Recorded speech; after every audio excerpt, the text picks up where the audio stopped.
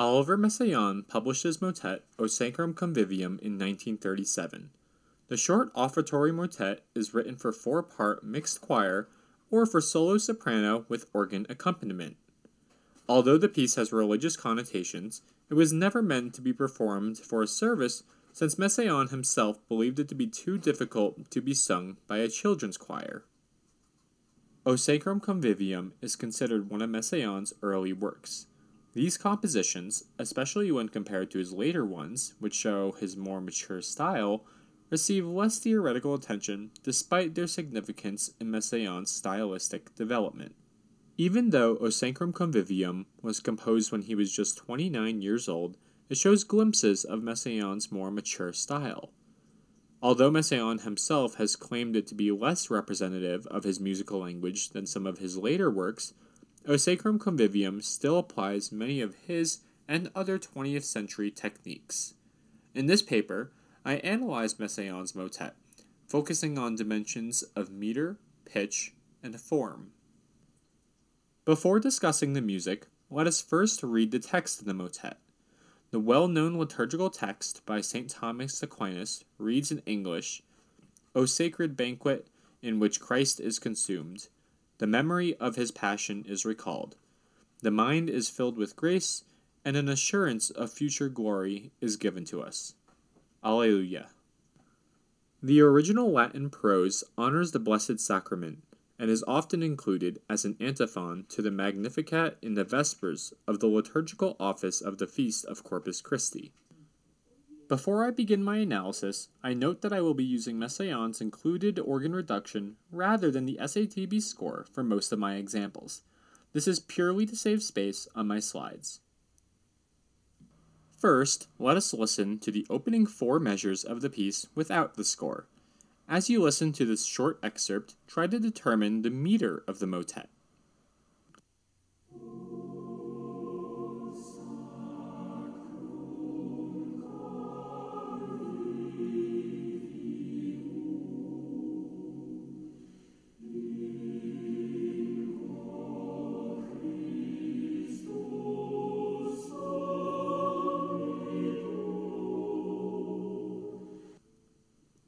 Now, let us look at the same measures with the score. Notice that there is no time signature and that the measures vary in length, alternating between measures of 9/8 notes to 7. This is an example of a technique Messiaen calls rhythms with added values. The general principle of this is adding a short rhythmic value to any other rhythmic value. In O Sacrum Convivium, an eighth note is added to the first beat of each measure, shown with a plus sign. The metrical stress suggests strong beats on the first and third notes of each measure, which might suggest a 5/8 plus 2/4 division for measures 1 and 3, and a 3/8 plus 2/4 division for measures 2 and 4. A hypermetrical approach might be simpler. Since the metrical stress divides the measure into two parts, we can think of it as an irregular 2 pattern. In this irregular 2 pattern, the first beat of one measure is longer, while the second is shorter. For simplicity, I will be calling the measure with the added eighth note plus 3/4 notes the longer pattern, and the measure with the added eighth plus 2/4 notes the shorter pattern. Let us now listen to the opening four measures again, this time keeping in mind the 2-beat hypermetrical structure.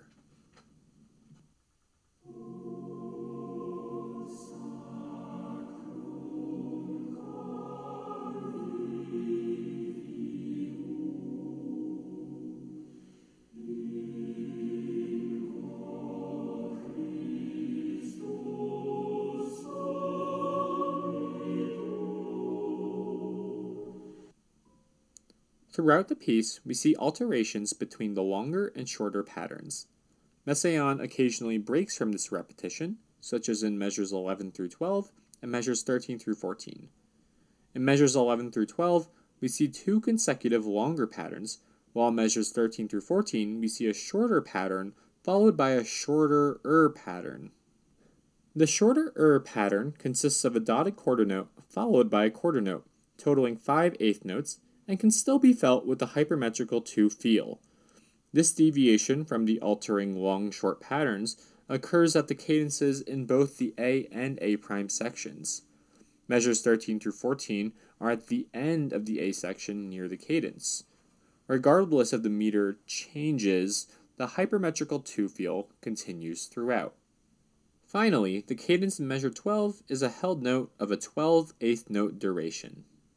Let us now listen to measures 1 through 16, focusing particularly on the hypermetrical 2-beat feel.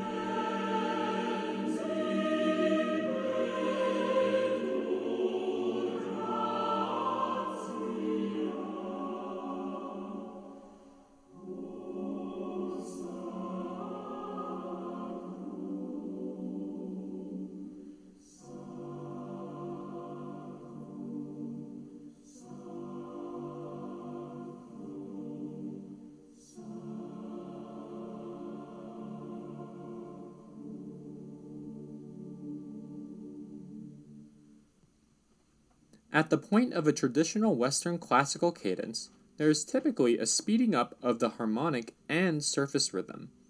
By changing the meter to shorter durations, Messiaen creates this effect. The final section of the motet, the Alleluia, demonstrates even more changes in beat pattern, particularly in measures 30 through 33. In these measures, we see a decrease in measure length by 1/8 note with each change. There is also a change in the hypermeter at this point. One interpretation might suggest something as shown. In this interpretation, the shorter pattern, shown with the red bracket below, is actually a longer pattern, shown with the blue bracket above. Following this familiar pattern is a 10/8 note grouping, again irregularly spaced. This grouping, shown with the teal bracket above, can be subdivided into a 6+4 8th note group, keeping the elongated beat 1 as in the previous grouping. Let us listen to this section.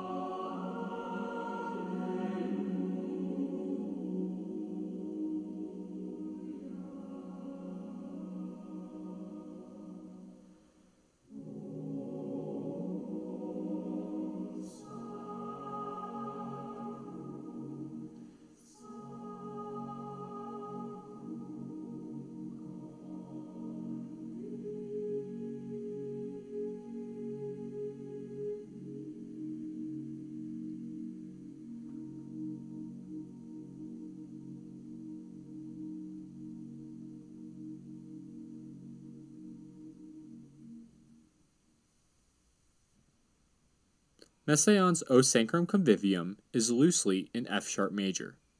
The first harmony is F sharp major 7, and the final is F sharp add 6. Throughout the piece, we see glimpses of his modes of limited transposition, as well as an abundance of tertian harmonies with extensions. In the first two measures, the melody and the soprano line are all notes in the third transposition of Messiaen's second mode. This is the octatonic scale, specifically Oct 2-3. The harmonies that this creates are interesting. Since the rest of the vocal parts are not written using the Oct 2-3 scale, Messiaen is not limited to the finite number of harmonies available in a strict Oct 2-3 system. As previously mentioned, the first harmony is F sharp major 7. In the second harmony, I analyze the C double sharp as an incomplete neighbor to the following D sharp. The next harmony is F sharp sus add 6 add 9. Finally, in measure 2, there is a return to F sharp major 7, and lastly, an F sharp sus add 6 chord. We see more hints of octatonicism throughout the piece. For example, in measures 9 through 12, again in the soprano line, we see oct 2-3 once more. The final dimension of Messiaen's O Sacrum Convivium I will discuss in this presentation is form. Form is often overlooked in Messiaen's theoretical contributions, commonly overshadowed by his ideas of pitch, harmony, and rhythm. However, he contributed much to form, notably to expanding the idea of the musical sentence. Messiaen discusses 3 types of sentences in his treatise The Technique of My Musical Language. 1. The song sentence, 2. The binary sentence, and 3. The ternary sentence. In O Sacrum Convivium, both the A and A prime sections are song sentence structures. The song sentence form is divided into 3 subphrases. First, a theme, which typically has an antecedent consequent structure. Second, a middle period, which is reflected towards the dominant. And third, a final period with a statement of the theme. One aspect that Messiaen's treatise neglects to mention are the proportions of these sentences. To my knowledge, Messiaen's sentences do not need to have any proportional relationships between its parts. Let us look at the first A section of the motet, measures 1 through 16. As previously mentioned, this phrase is a song sentence. Unlike the 18th century sentence, as described by Kaplan and others, this sentence has internal proportions of 4-8-4. Let us take a closer look at the first 4 measures, an antecedent consequent phrase. The first measure of the antecedent and consequent, measure 1 and measure 3, are identical, while the endings of the phrases are different. The ending of the antecedent, measure 2, maintains the pedal C sharp G sharp and concludes with an O2-4-7 tetrachord. On the other hand, the ending of the consequent, measure 4, changes the pedal to first a B E sharp and then B F sharp, concluding with an O3-5-8 tetrachord. The O2-4-7 tetrachord can be heard as an F sharp sus add 6 harmony, while the O3-5-8 is a B major add 6. This viewpoint sheds some light to the antecedent consequent nature of the phrase. The F sharp sus add 6 harmony is unresolved and thus is weaker than the B major add 6 harmony, which is complete and more conclusive. Now, let's examine measures 5 through 12, the middle period of the song sentence. The middle period features a 2-measure motive, first heard in measures 5 through 6, repeated 3 times. The motivic structure of the middle period creates an 18th century style sentence, shown below the staff in red. Consider Messiaen's description of the song sentence. The middle period is, quote, inflected toward the dominant, end quote. Now, look at the base of the middle period. Notice the centricity around C sharp, the dominant of F sharp in measures 5 through 10. Metrically, the middle period ends with the previously mentioned consecutive longer measure patterns, while the scale in the melody is still octatonic. Finally, the last 4 measures of the song sentence, measures 13 through 16, are the final period and statement of the theme. Although Messiaen does not give us the complete theme, such as measures 1 through 2, he does put in hints of it.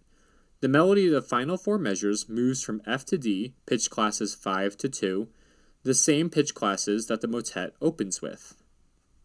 The final cadence, in my opinion, is rather ambiguous, but I analyze it as a sort of plagal cadence, moving from G minor to D minor over F sharp. Messiaen disrupts the sense of finality with the plagal cadence by placing the D minor harmony over the tonic F sharp. Now, let us examine the A prime section. This section is similar to the A section with one striking difference, the final period. The middle period is shortened to be 6 measures long, while the final period is lengthened to be 9 measures. This creates the overall proportions of 4-6-9 for the song sentence phrase structure. The first four measures of the A prime section, measures 17 through 20, are identical to the first four measures of the opening A section.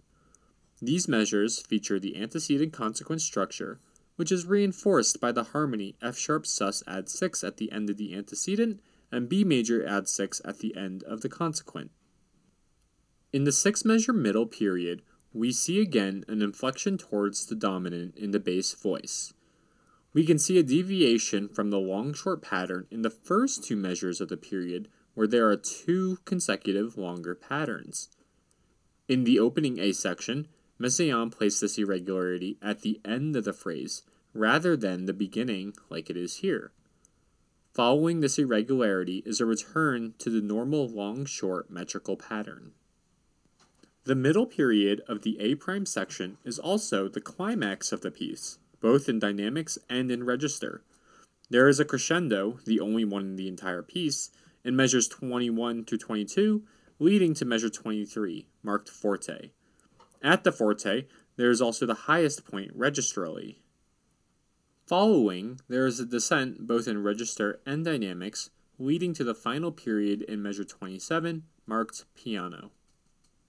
The final period is not only distinguished by a change in dynamics and register, but also in text.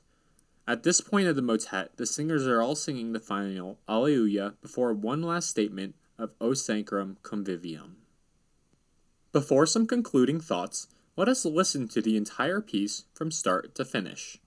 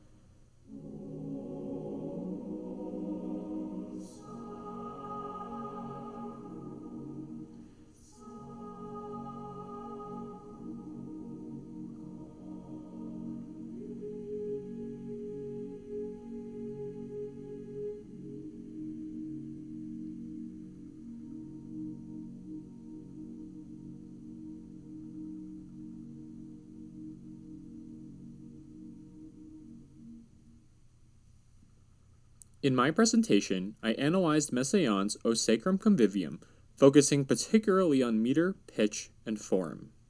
As you may have noticed, I spent much more time talking about form than pitch and meter. This is for two reasons. One, I have a scholarly interest in the area of form, and two, I believe form to be one of the more interesting parts of this piece. In Messiaen's O Sacrum Convivium, we not only can see the form in the score, but it is easy to hear the form. Shedding light on the song sentence structure enhances our auditory experience of the piece. We may not be able to pick out every set class sonority, but we most certainly can hear the form.